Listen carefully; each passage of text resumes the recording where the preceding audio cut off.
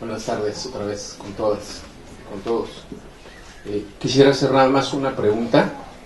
Si los que están allá atrás quedaron gente de las villas. ¿Si hay gente de la villa allá atrás? No, allá atrás se fueron. Ok, bueno, es que viene mucho a colación por incluso la palabra villeros, llámense villanos, porque la palabra villano es una palabra de honor. De hecho, los que crearon las revoluciones, grandes revoluciones en la Edad Media, fueron los villanos. Entonces, para defender los derechos, y se los dice a alguien que ha tenido la oportunidad de vida de enfrentarse pacíficamente con las armas de la ley a granaderos, ¿no? Teniendo a 400 personas atrás que confían en uno. Entonces hay que llamarnos con honor villanos, porque la palabra en la Edad Media implicaba honor. O sea, somos habitantes de las villas, no hay que tener miedo a utilizar los lenguajes correctos.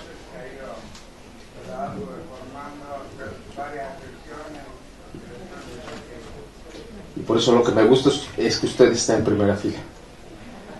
Porque sí quiero decirles, y díganselo a sus compañeros, en la parte de atrás me gusta mucho observar, casualmente el 90% de los villanos que estaban en esta sala estaban de la mitad para atrás. Y la ciudad se mueve y se ve diferente si estoy hasta allá atrás y si estoy adelante, ¿no? Entonces, felicidades a ustedes que están de este lado. Bien, quisiera, a modo conclusivo, empezar a hablar de las propuestas. Y la mejor propuesta, traducida en peras y manzanas, de concreción, es invitarlos juntos a que tengamos una nueva mirada.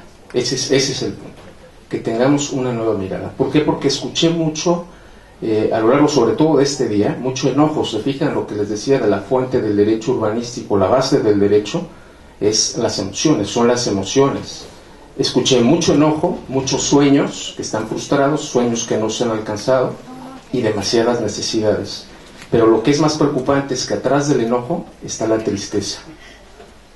Entonces, y nosotros, por eso les decía, retomando mi primera intervención, que en Latinoamérica, que primero sentimos para existir, lo que queremos y estamos de veras apasionadamente buscando es la felicidad, como un bien jurídicamente tutelado, no como un concepto ideológico, sino como un bien jurídicamente tutelado.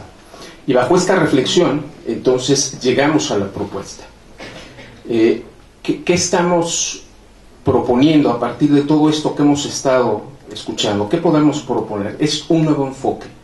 De lo que estamos hablando, lo que se estuvieron hablando estos 3 días, es el enfoque de derechos.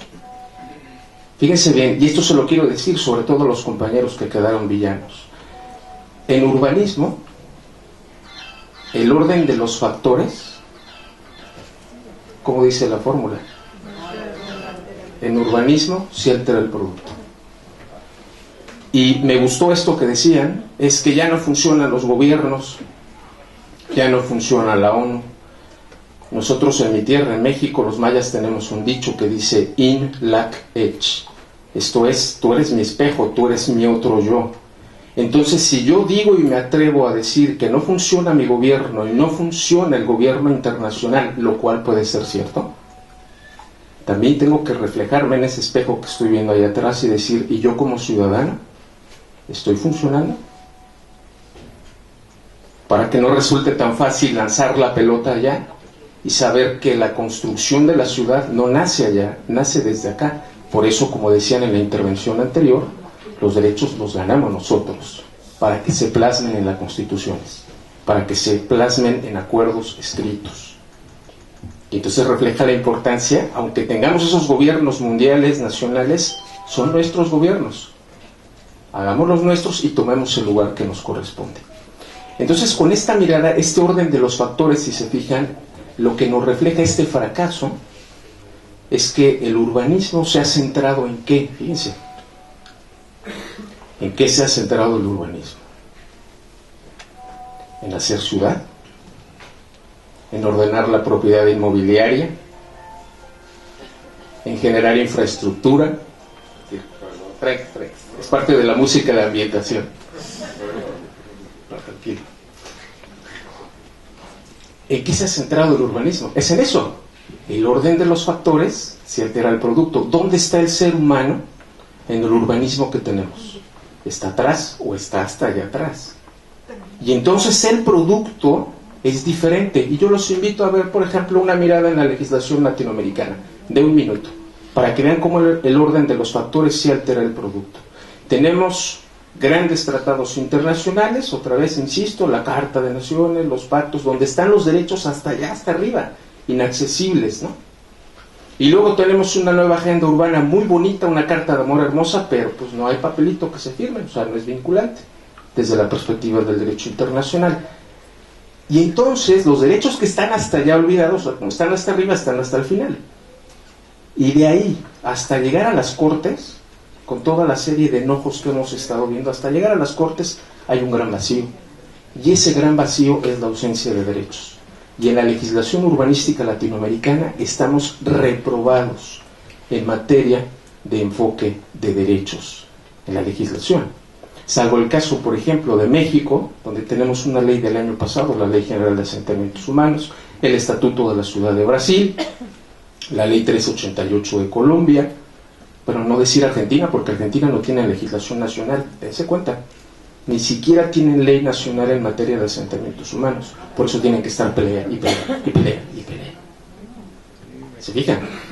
Entonces, y Ecuador, por ejemplo, salvo la ley de ordenamiento territorial y uso de suelo, que reconocen el derecho a la ciudad, el derecho al hábitat, el derecho al entorno, salvo estas leyes, Latinoamérica está reprobada. Pero tenemos una noticia aún peor. Estas leyes que utilizamos como modelo de derecho a la ciudad están reprobadas. ¿Saben por qué? Por el uso incorrecto de los verbos. Es sencillito, es para que una legislación, una política, un plan, un programa de desarrollo urbano garantice los derechos, tiene que cumplir verbos. El primero es reconocer. El segundo es proteger, o sea, es del decir cómo, desarrollar. Se dice desarrollar, garantizar. El que sigue es prevenir violaciones. Yo los invito a ver cualquier legislación y reglamentación que ustedes quieran saliendo de aquí, analícenla y digan, esta ley establece el cómo se van a proteger mis derechos, no para llegar hasta la justicia, no. ¿Cómo el programa, el plan de desarrollo urbano va a proteger mis derechos? ¿Cómo el reglamento va a proteger mis derechos? No hay. Estamos reprobados. Por eso la gran propuesta que estamos haciendo es quitémonos los lentes, pasémonos adelante y pongámonos un nuevo lente, que es el lente del enfoque en los derechos, en todo lo que se haga. Que acuérdense, les decía en la primera intervención, considerar, no separen, el derecho nos comprende a todos, es diferente a la ley y al código, esas son otras cosas. El derecho es algo que se siente, acuérdense, el derecho es algo que se vive. Bien, y dos ideas, con esto cierro. Para entender la clave de este nuevo urbanismo, o sea, lo que estamos haciendo, porque decían algunos, pues no sirve y estamos en Naciones Unidas. Bueno, sí puede servir. Es imposible, les decía, ¿no? Como decía Nelson Mandela, es imposible hasta que se hace. Ya lo estamos haciendo, y hay que hacerlo desde ustedes y desde los que tenemos la oportunidad de estar interviniendo en diversos foros nacionales para sacudir las conciencias de los que nos están gobernando. Porque ellos también, se los decíamos en Naciones Unidas, dentro de 1 año, 2 o 3, van a estar aquí como nosotros. Y a todos nos pega el cambio climático. Y a todos nos va a agarrar el terremoto, o nos va a agarrar el tsunami, o nos va a agarrar la manifestación pública, ¿no? O sea, no hay diferencia en eso. Y entonces, ¿cuál es este enfoque? El nuevo urbanismo, si ustedes se llevan esta idea, será fenomenal, debe estar basado. El urbanismo no es la disciplina para hacer ciudades, no. El urbanismo consistirá en la generación, fíjense bien, de lo que se llama el mínimo vital. El mínimo vital. ¿Qué es el mínimo vital? Yo estoy utilizando lenguajes de las Cortes Internacionales, tratando de traducirlo. Se refiere al conjunto de condiciones, fíjense bien, conjunto de condiciones en los centros urbanos necesarias para que los residentes de estos asentamientos tengamos una vida feliz. Y la vida feliz es la suma de estas condiciones que permiten el libre desarrollo de la personalidad humana. Con esta nueva concepción de urbanismo, cierro, Y les digo, el orden de los factores, insisto otra vez, es importantísimo. Nos estamos centrando mucho, lo observé, en el cambio de reglas. Pero si estamos hablando de un modelo fallido, que hay un gran fracaso, que nos incluye a nosotros, por ignorancia, dice la Carta de Naciones Unidas, o por menosprecio, que ese es más peligroso. Por ignorancia es grave, y estaremos muchísimos en la ignorancia, el menosprecio es peor. Pero no se trata de un cambio de reglas. De lo que se trata en realidad es un cambio de juego.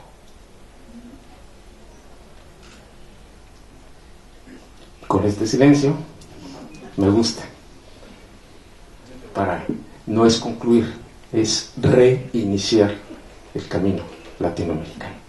Muchas gracias.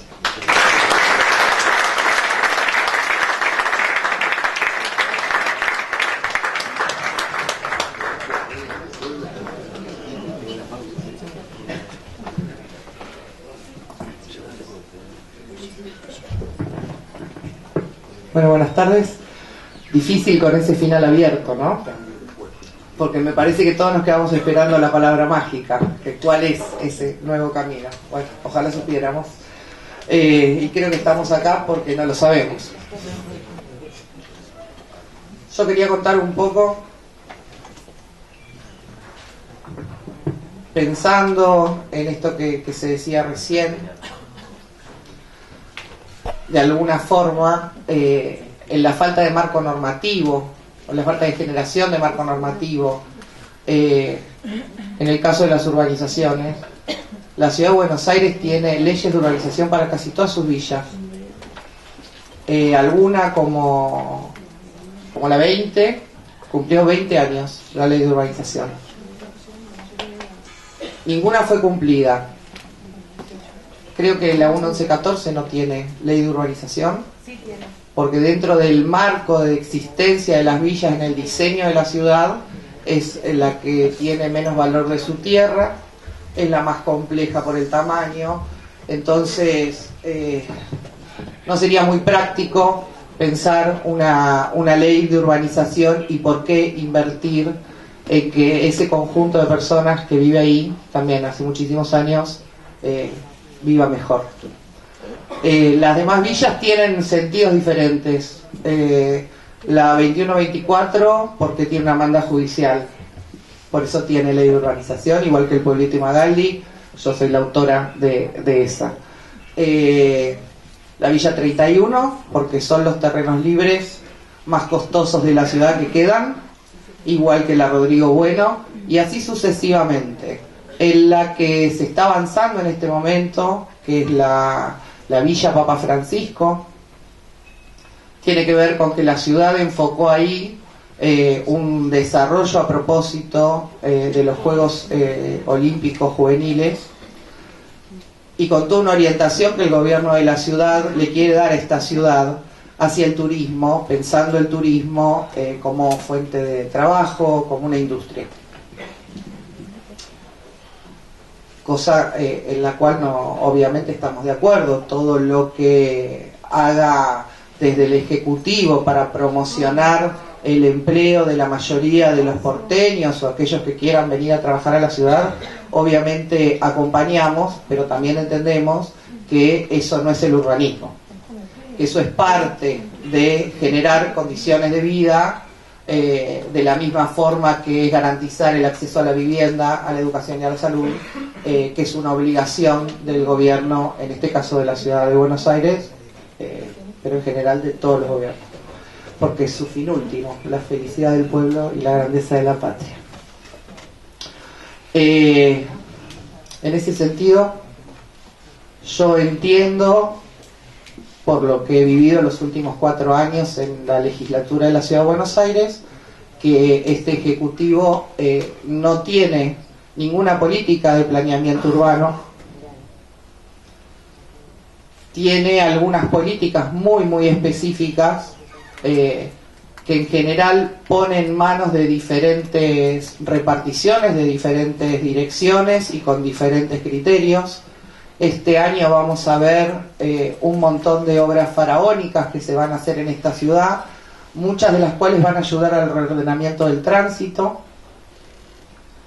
que no sabemos cuánto finalmente van a salir, ni de dónde va a surgir ese financiamiento, más allá de los bonos que ya se han colocado en algún mercado para esto, lo que la Nación dice que va a aportar para esta construcción, y los proyectos de ley que están ingresando en la legislatura. Yo le comentaba hace un rato al padre Acaputo que el último proyecto de ley que ingresó en la legislatura para el financiamiento de las obras para urbanizar la Villa 31 consistía en un crédito del BID, y nuestro bloque votó en contra, no porque estemos en contra de la urbanización, sino porque ya perdimos la cuenta de cuántos proyectos de ley acompañamos con la excusa de la urbanización de la Villa 31.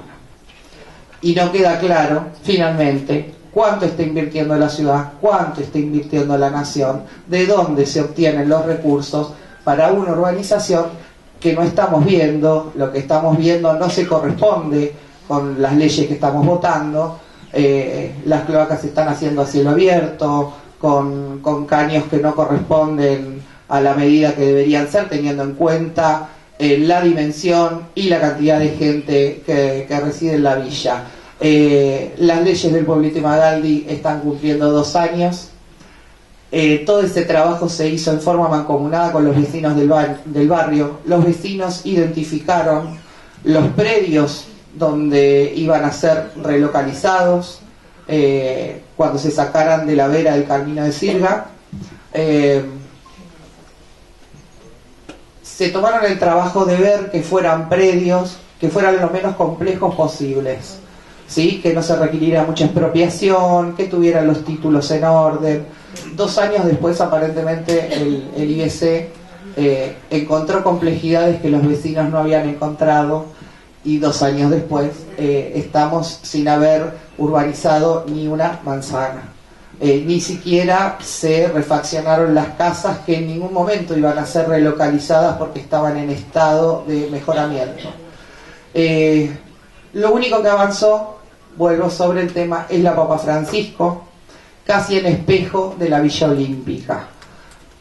Nosotros celebramos que por lo menos un conjunto de personas que en este momento habitan la Villa 20 vayan a ser vecinos de un nuevo barrio, que puedan habitar viviendas dignas. He pasado últimamente por ahí, la verdad es que la construcción es bastante buena, no se parece a otros complejos que hemos visto que han construido otros gobiernos. Y en ese sentido quiero acompañar las palabras acá del doctor, y es que nosotros tenemos que empezar a vernos con otra mirada. Para nosotros sería muy fácil pensar que todo esto es producto de un gobierno perverso, y la verdad es que es producto de varios gobiernos perversos, porque el gobierno del PRO, que ya cumple 10 años, no ha tenido política de urbanización. A mi juicio no ha tenido y sigue sin tener una política urbanista integral de la ciudad. Está solamente fijando ahora algunas pautas de reforma del transporte para que para todos nosotros sea más accesible circular por la ciudad, para nosotros y para los 3 millones de bonaerenses que vienen a trabajar diariamente. Pero después ha descuidado todo el tema de infraestructura de los barrios, obviamente los hospitales públicos, la educación pública, cosas que todos ya sabemos. Pero salvo gobiernos anteriores, en el caso específico de la escuela pública, quiero ser como muy concreta con esto, el gobierno de Aníbal Ibarra tuvo un desarrollo con el tema de la escuela pública muy importante, que todavía es reconocido por esto, no solamente por la cantidad de escuelas que se construyeron, sino por el mantenimiento y la importancia que le dio a todo el tema de la educación. Pero no hizo urbanización de villas, tampoco planificó la ciudad, y todos más o menos vamos que venimos. Me parece que hace falta que todos nosotros nos involucremos personalmente con el tema, con la necesidad de garantizar, porque está garantizada en la Constitución, vivienda, salud y educación para todos los que viven en la ciudad de Buenos Aires. Y para esto hay que empezar a pensar nuevas herramientas, nuevos mecanismos, nuevas formas de ser escuchados. Y por ahí también pensar en forma más integral, no solamente villa por villa, conflicto por conflicto, sino pensar una ciudad, pensar la ciudad que queremos, pensarla integralmente y proponerlo integralmente. Hoy nos encontramos con una dificultad, se nos suma una dificultad. Si antes la dificultad era que la ciudad y la nación tenían signos políticos diferentes y eso hacía difícil cualquier tipo de acuerdo o lo hacía mucho más complejo, hoy la nación manda sobre la ciudad. Hay una agencia de bienes del Estado de la Nación que tiene la propiedad de algunas tierras dentro de la ciudad de Buenos Aires. La nación es propietaria de tierras dentro de la ciudad de Buenos Aires. Esta agencia es la administradora de las tierras que son de la nación en todo el territorio nacional y no tiene que pasar por el Congreso de la Nación para hacer lo que quiere con esas tierras. Ayer en la legislatura, nosotros todos los jueves sesionamos, se votó una ley por la cual 5 predios grandísimos de la ciudad, de mucho valor de la ciudad, se rezonificaron y en convenio con la Nación se van a poner a la venta a privados para que hagan lo que quieran. Por eso digo que la situación es más grave, porque la ciudad le está permitiendo a la Nación tener esta política. La ciudad podría, el ejecutivo de la ciudad, y más teniendo en cuenta que son del mismo signo político, podría tener otra actitud. Podría decirle a la nación: te compro las tierras para poder planificar qué necesita la ciudad en cada uno de esos predios que quedan en diferentes comunas de la ciudad, y repito, son todos predios importantes en todo sentido. Y la nación le pide a la ciudad que le cambie la zonificación, y en algunos de esos predios se van a poder construir hasta 7 edificios de 30 pisos. Eso fue votado ayer porque obviamente el oficialismo cuenta con 32 votos en su interbloque. Eso es un gran daño para la ciudad. Uno de los predios que está en Emilio Castro y General Paz es el de Vialidad Nacional.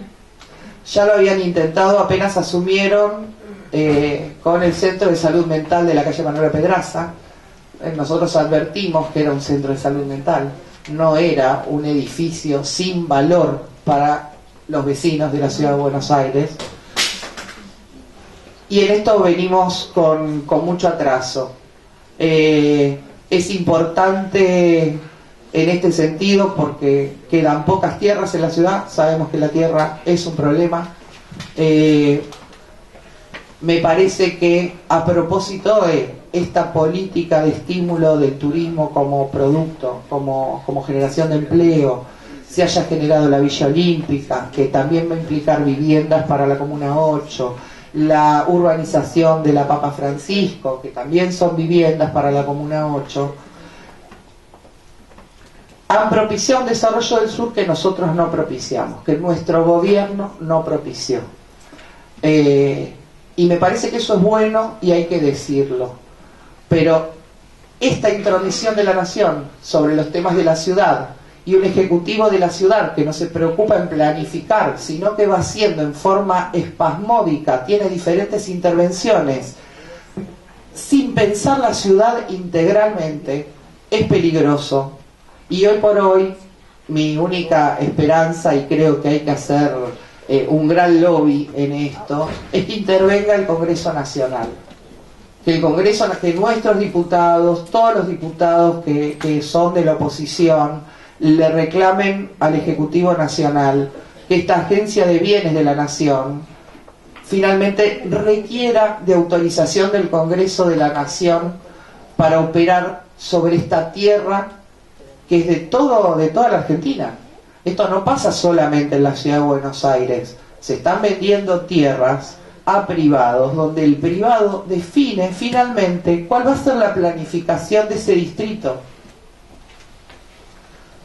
Porque al privado no le importa, ¿sí? Y no tiene por qué importarle, quiero decir, no es su obligación. La obligación es la del Estado, es la del Ejecutivo, el gobierno en este caso, la de pensar qué conviene para la gente de la Comuna 9 que vaya en ese predio que hoy está Vialidad Nacional, en Emilio Castro y General Paz.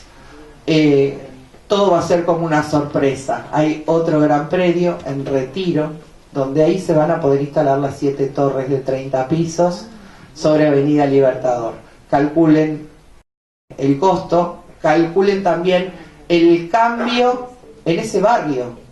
Ese barrio va a ser otro barrio, ¿no? En el medio se está discutiendo un nuevo código de planeamiento, donde se va a poner un tope de construcción para toda la ciudad, aproximadamente de entre 12 y 13 pisos.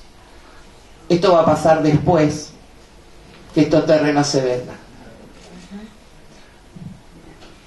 Insisto, me parece que el Congreso de la Nación, que la Cámara de Diputados, tiene que presentar un proyecto de ley para que finalmente la Agencia de Bienes del Estado de la Nación tenga que pasar por el Congreso, donde cada uno de los distritos tiene representantes y pueda pelear los intereses de ese distrito.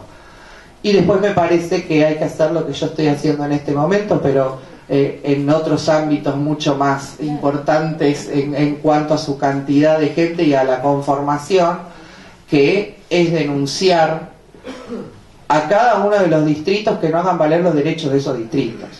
El Ejecutivo de la Ciudad de Buenos Aires tiene que pelear por el interés de los porteños y no por el interés de una agencia de bienes. Hay otros proyectos que se han votado, que por suerte algunos no han podido desarrollarse, como el autódromo de la Ciudad de Buenos Aires, donde ahí se ha planteado un cambio con zócalos comerciales. La mayoría de nosotros vivimos en la ciudad, así que podemos ponernos, digamos, en el espacio, en tiempo y en forma. Conocemos dónde está el autódromo, donde no hay viviendas, con lo cual un zócalo comercial en el autódromo es altamente ridículo, porque no hay viviendas alrededor para que tengan acceso a ese lugar. Por eso esa ley ya tiene 2 años y no se ejecutó, porque me parece que en el camino se dieron cuenta que era un sinsentido. Pero bueno, otras se han desarrollado bien, como la Villa Olímpica, que nosotros hemos acompañado, y obviamente vamos a seguir peleando por el cumplimiento del camino de Sirga y la causa Mendoza. No vamos a abandonar esa pelea, y en ese sentido también hemos tenido propuestas de pensar el sector integralmente. Hemos sido críticos de la relocalización en otra comuna, como fue el caso del traslado a la Comuna 8, donde no se pensó en este vivir integral.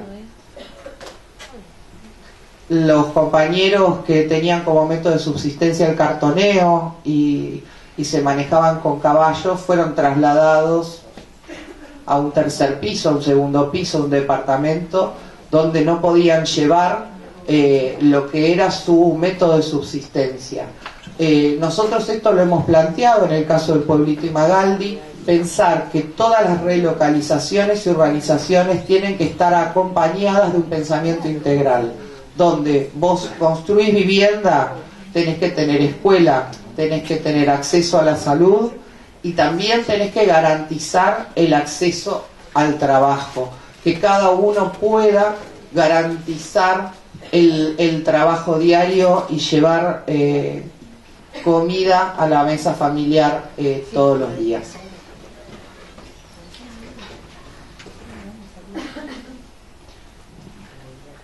No no quiero extenderme mucho más. Me hubiera gustado participar, escuchar algunas otras intervenciones, especialmente en el sentido más que del diagnóstico, porque creo que todos lo tenemos y lo compartimos. Me parece que el desafío es pensar nuevas estrategias. Claramente las que tuvimos hasta hoy no dieron resultado. Me encantaría participar de otros ámbitos donde nosotros podamos pensar otros caminos, no solamente la protesta social o lo que nosotros podemos decir en el recinto, en la legislatura, sino pensar otras formas. Yo creo que por ahí me equivoco, pero me parece que hay que involucrar al resto de la sociedad porteña, que por ahí tiene todo garantizado y no ve el sufrimiento de muchos vecinos de la ciudad que no tienen acceso a lo más básico, y hay que hacerlo visible. Y por ahí hacerlo visible no es solamente contarlo, ¿sí?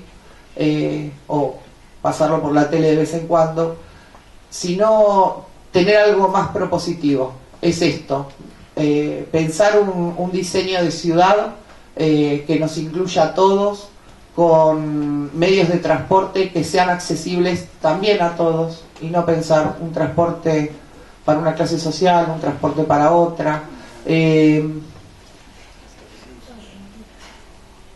me parece que para eso, nada, es necesario que lo hagamos todos juntos, ampliando la participación y las voces, sin quedarnos callados, ¿sí?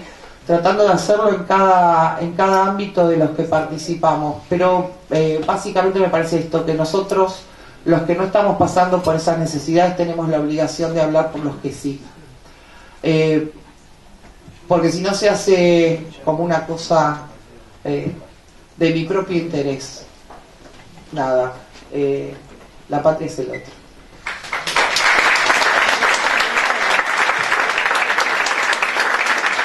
Gracias por la invitación. Voy a tratar de ser breve y decir algunas cosas. Acá me encuentro con un panel que son expertos en todo este tema. Yo simplemente algunas reflexiones.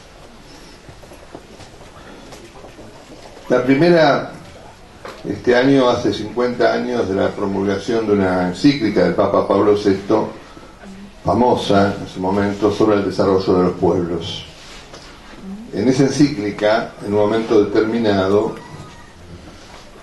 el Papa se pregunta sobre el tema del desarrollo y dice: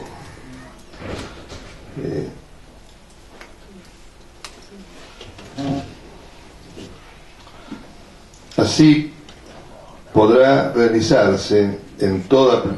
vamos a empezar de antes.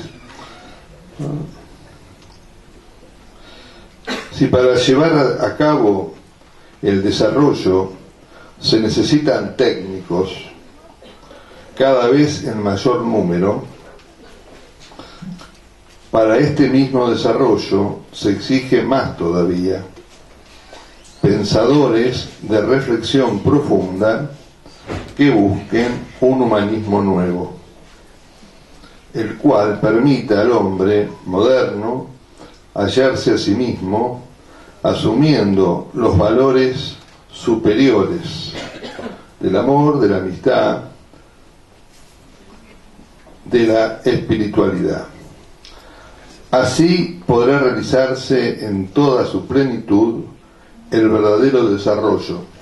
Y acá lo define, dice que es el paso para cada uno y para todos de condiciones de vida menos humanas a condiciones más humanas.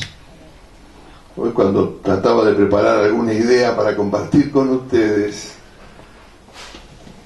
y como estoy preparando otro encuentro justamente sobre este tema del desarrollo, me acordé de esta frase y la quise compartir con ustedes.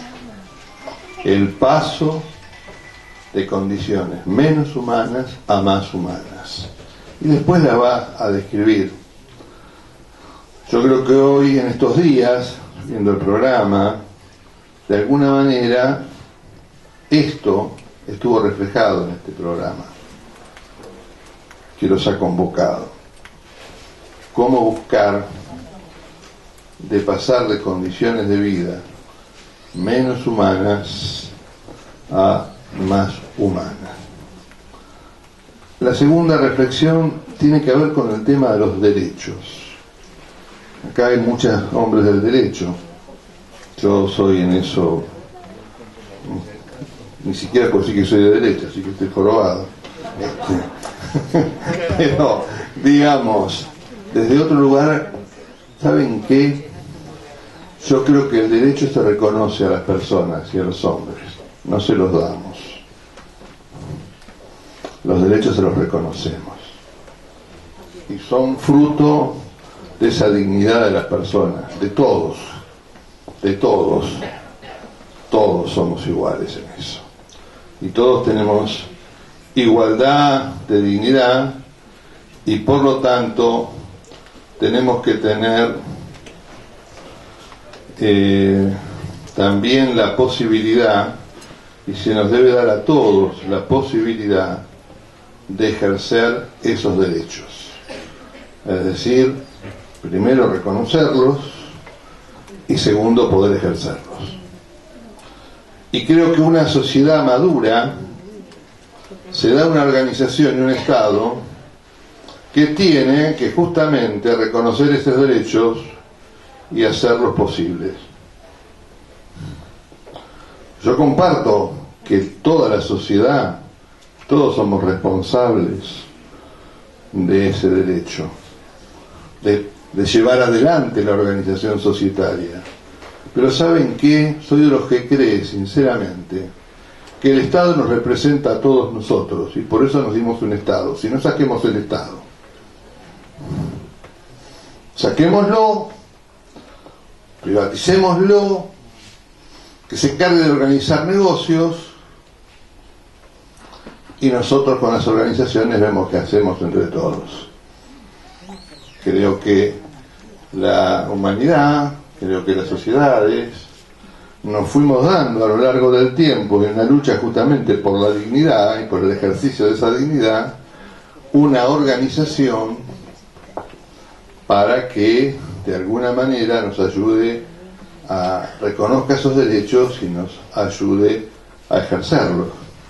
Este organismo es uno, justamente, me parece, una expresión de esto que yo estoy compartiendo con ustedes. Digo esto porque la verdad me encuentro con caras amigas acá, ¿no? Que hemos compartido en su momento muchas cosas. Hemos compartido juntos la crisis del 2001, del 2000, 2001, 2002. ¿Y cómo? Cuando en esta ciudad había que contar las moneditas para pagarle a los maestros. Y no la recogían en pala porque no había. Yo me acuerdo perfectamente. Por eso yo quiero reconocer y honrar a aquellos que vivieron ese momento y que estuvieron a cargo de este Estado. Porque no fue fácil. No fue fácil.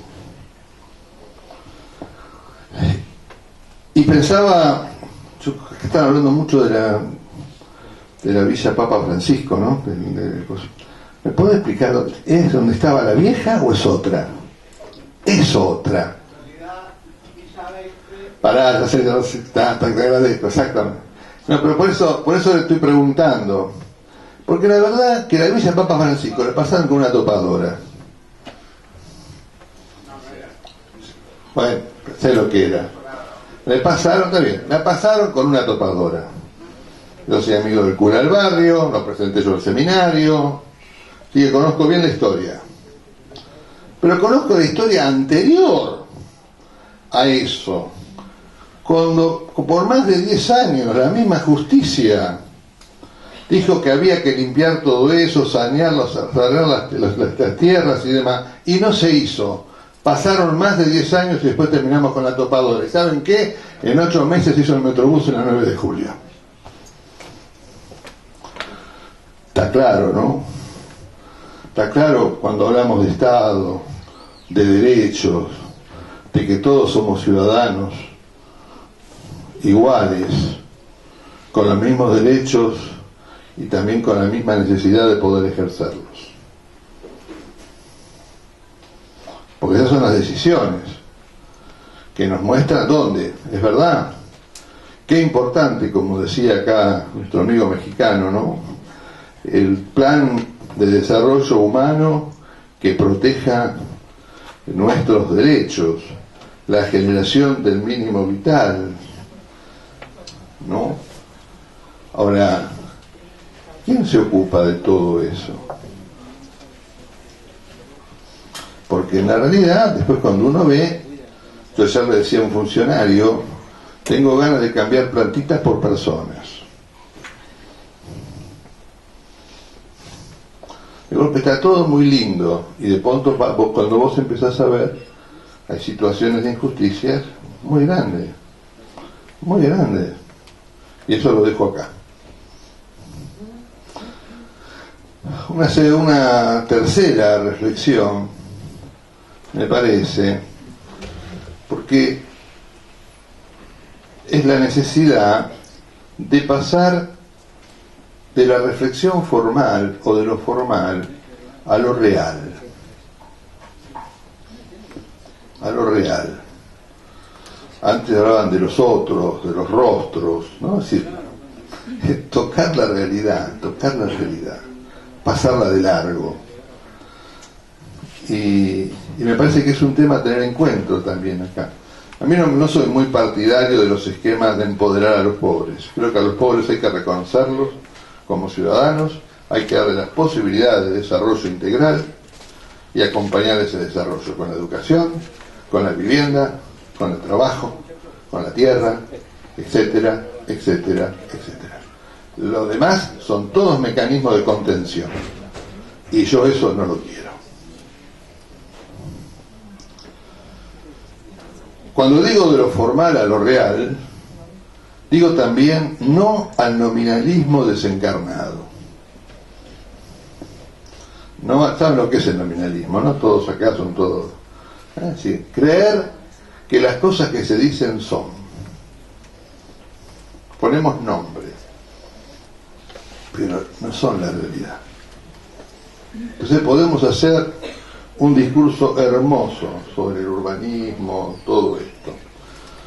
Pero la realidad, como decía Pablo VI, y lo podemos seguir diciendo, cada vez hay países más ricos y países más pobres, y la distancia entre ricos y pobres cada vez se agranda y se agiganta más.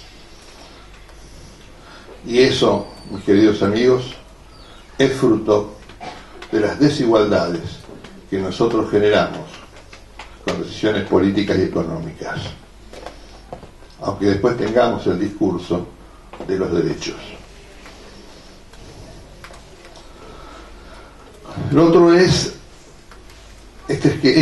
la sociedad, pensarla como fruto de nuestra subjetividad personal y social, la de todos.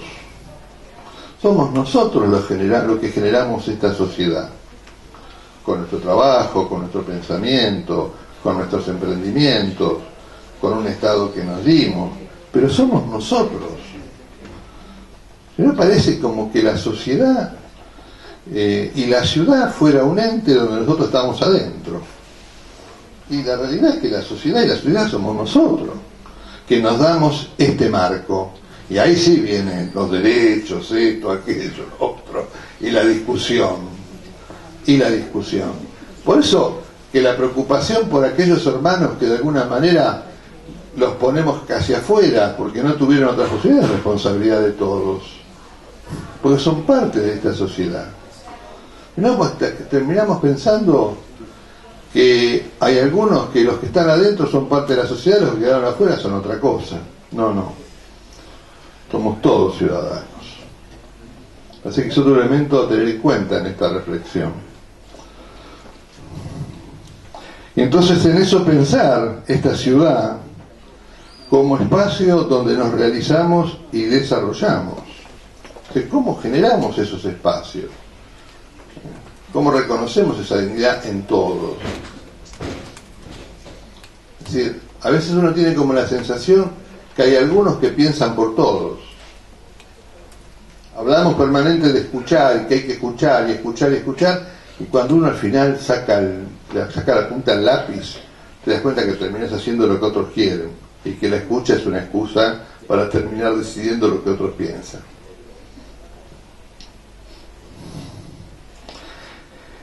Y en esta ciudad, la ciudad como espacio donde nos realizamos y desarrollamos, donde nos convocamos para la realización común, sentirnos parte de un proyecto común.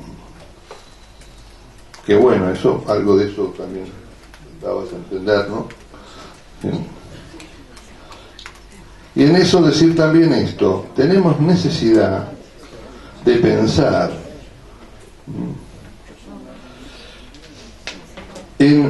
o de tratar de evitar, de caer en una visión tecnocrática y afirmar más una visión humanista. Por eso cité el texto de Popular un Progreso. A ver, la tecnocracia, el gerenciamiento, nos tienen que ayudar y son necesarios porque son instrumentos, pero no son la política. No son la política. Y tenemos que recobrar la política si queremos el bienestar de nuestra sociedad, del conjunto de nuestra sociedad. Y lo último es la necesidad, me parece, de pasar de un individualismo alienante, porque aunque algunos la pase bien, es igualmente alienante, a una solidaridad integradora y constructiva. Y hablo de integradora y no inclusiva, lo hago con toda intención. Porque en nuestro país todos nos hemos llenado y nos seguimos llenando la boca con la necesidad de la inclusión. Pero ¿saben qué?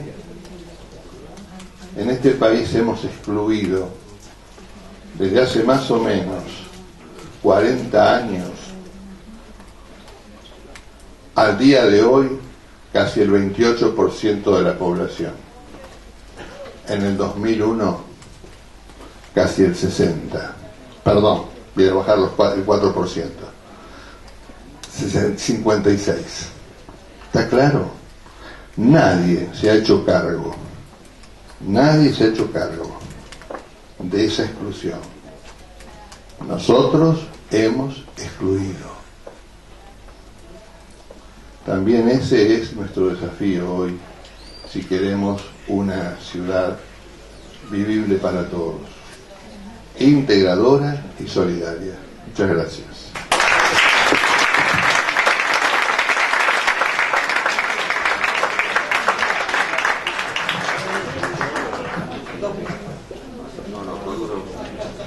Con uno es suficiente. Bien. Me toca hablar después. Una tarea difícil, pero realmente voy a ser muy breve.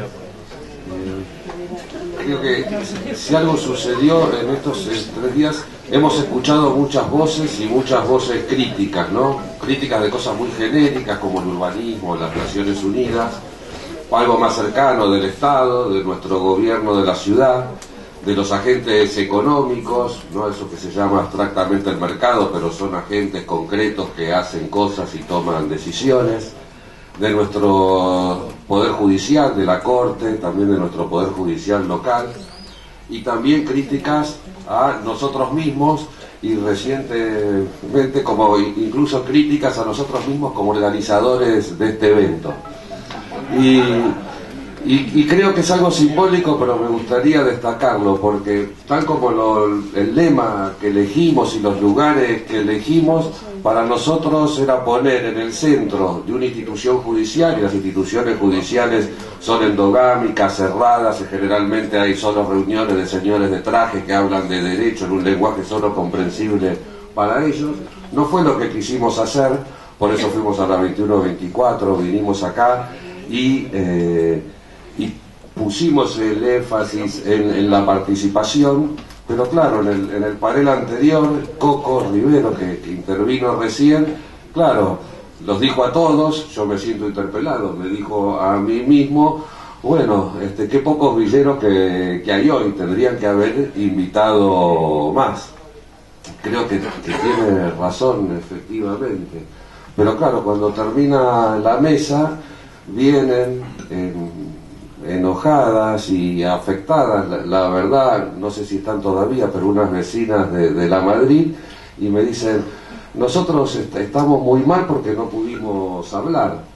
Claro, yo le digo, bueno, estaban los vecinos de la 21-24, bueno, está bien, pero ellos son de la 21-24, estaban, pero no somos nosotros.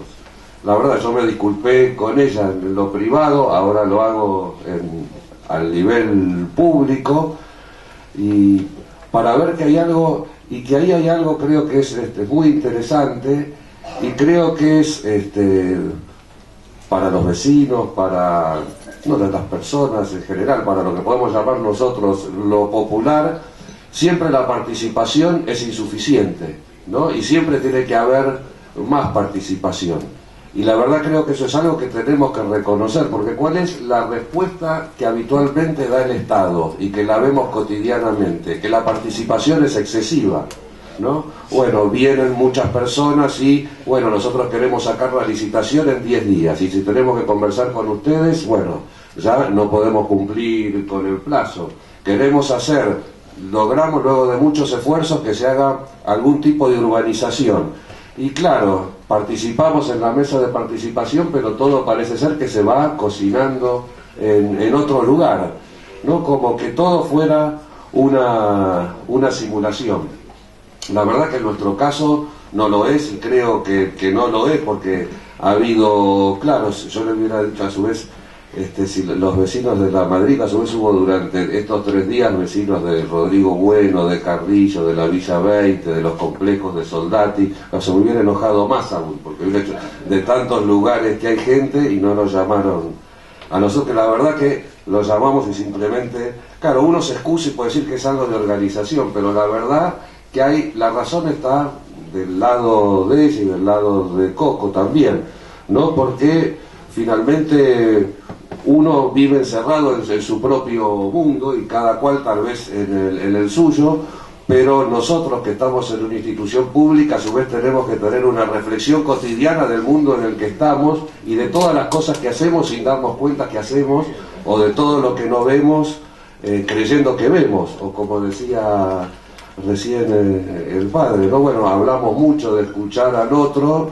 pero eso en la práctica es muy difícil luego hacerlo, aun cuando uno muchas veces tenga la intención de hacerlo. Claro, imaginémonos lo que pasa en la habitualidad de los casos con el que tiene mayor o menor poder, que no tiene la intención de hacerlo y solo dice hacerlo. Pero la verdad que también ahí surgió un tema en todas las mesas, que es el problema de que hay una participación que últimamente se dice que algo está cambiando y que hay más, y que en la verdad es muy difícil hacerla, y acá hay mucha gente de la Defensoría que trabaja cotidianamente y que vive la dificultad y el esfuerzo de cómo, bueno, qué es este trabajo que estamos haciendo, ¿no? Eso era como una primera reflexión simbólica de lo que pasó hace 5 minutos acá y está pasando ahora mismo. Después 2 o 3 cosas me parece de líneas transversales de todas las jornadas. Por un lado parece ser que hay problemas que son estructurales, pasa el tiempo y que no se modifican, ¿no? Como que problemas que nunca nadie soluciona. Y algunos de esos problemas no parecen tan difíciles de solucionar. Porque acá hicimos una mesa de las personas en situación de calle, estuvo Ávila, que él estuvo en situación de calle, tiene su organización. Claro, y nosotros hicimos con ellos y otras organizaciones un relevamiento para discutir el número, ¿no? Pero bueno, supongamos, no sé, que haya 6.000 personas, un número similar. Ahora, la ciudad de Buenos Aires tiene 3 millones de personas. Entonces estamos hablando del 0,2% de las personas que viven en la ciudad de Buenos Aires. ¿No? Estamos pensando en grandes emprendimientos, en grandes obras de infraestructura y demás, pero la ciudad más rica de la Argentina, que tiene el presupuesto más significativo de toda la Argentina, no puede solucionar el problema de 6.000 personas que tienen que vivir en la peor situación social que se pueda vivir, que es vivir en la calle. Una situación que, no sé, nos invitaría a todos y a mí mismo, no sé cuánto tiempo podríamos sobrevivir viviendo en la calle.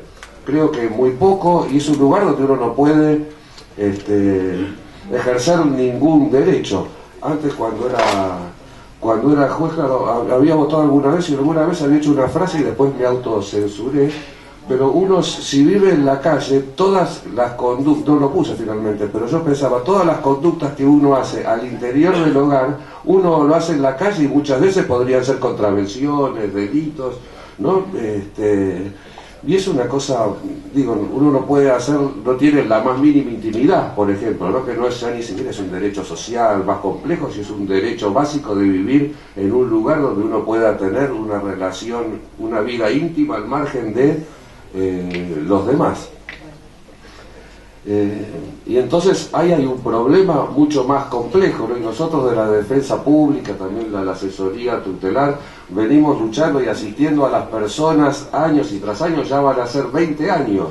Hay sentencias que han dicho, claro, hay algo insólito donde hay jueces donde aún todavía dicen, bueno, que una persona vive en la calle no es suficiente para que tenga derecho a un subsidio que es bastante magro. La verdad que es una concepción, no sé, de sentido común no es, del derecho creo que yo tampoco, pero efectivamente eso así, o sea, hay algo, un problema estructural muy fácilmente solucionable y donde para colmo hay actores del Poder Judicial que dicen que eso es algo que es terriblemente injusto, sin embargo no lo es. Creo que otra característica que hemos visto es que estamos recorridos por una profunda desigualdad, ¿no? Y lo vemos en todos los problemas que hemos visto y que en vez de solucionarse es algo que se agrava. Y es cierto, como se dice, hay un sinnúmero de documentos internacionales, se describe la igualdad, pero en ningún lugar se explica por qué obtenemos esa desigualdad, quiénes son los responsables de eso y entonces qué hay que hacer en consecuencia para poder hacer un cambio, que eso es en general lo que está ausente y es, creo, un desafío para hacer. Y para decir 2 o 3 palabras finales, creo que hay una sensación también, él dijo como de, no sé qué palabra utilizaste, pero que hay enojo y tristeza. Yo creo que hay una sensación que fue diagonal a todas nuestras mesas, que es la idea de la promesa incumplida.